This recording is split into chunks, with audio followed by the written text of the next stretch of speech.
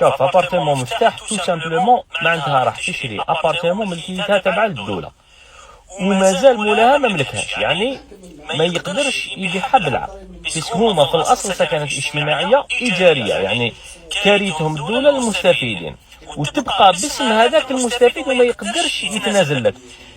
وهنا معناتها راح تشري بارطمان بلا كوارط وفي المستقبل تتصفى وتشتري قلا ويخرج العقد والكوارط باسم اللي باع لك، وانت ايماجيني واش يقدر يصرى في هذه الحاله.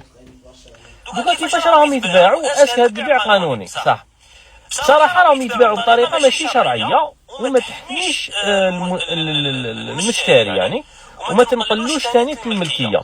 راهم يديروا اعتراف بالدين باللي فلان يسلف فلان مبلغ، ولا يديروا وديعه باللي فلان خلى امانه عند فلان، ويديروا الوكاله باش يقدر يعني يخلص الكرا يخرج الكوارط ويسلف بالدار ثاني، وهادو كاع يديروهم عند النوتار هكذا. بصح فهم حاجه باللي هادو كامل ما يتبتوش واقعه البيع، يعني ما يبينوش باللي انت شريت بارطمان على فلان، في الاصل مولاها ما يملكهاش كما قلنا، هو راهو كاري عند الدوله اوتوماتيكمون ما يقدرش يبيع واش ما يملكش بطريقه يعني شرعيه ولا قانونيه، وبالتالي هنا ما يحد تنتقل الملكيه ليك، يعني انت كمستأجر ما توليش مالك للشقه وتبقى باسمه حتى تتصفى وتتريقله ويخرج العقد باسم المستفيد الاول باش يقدر يبيع لك بعقد عند الموثق.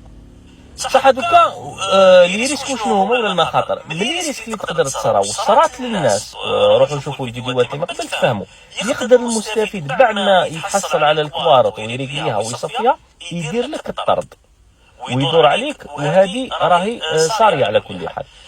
طيح في ناس ما تخافش ربي حصله، وجميع انسان راهو في هذه الحاله نقولوا له ربي يعوضك وربي يخلف عليه ما خير على كل حال. ما تنساوش خاوتنا تابونيو كونت جديد تاعنا نلقاو لكم اللي تحنا ابونيو فيه.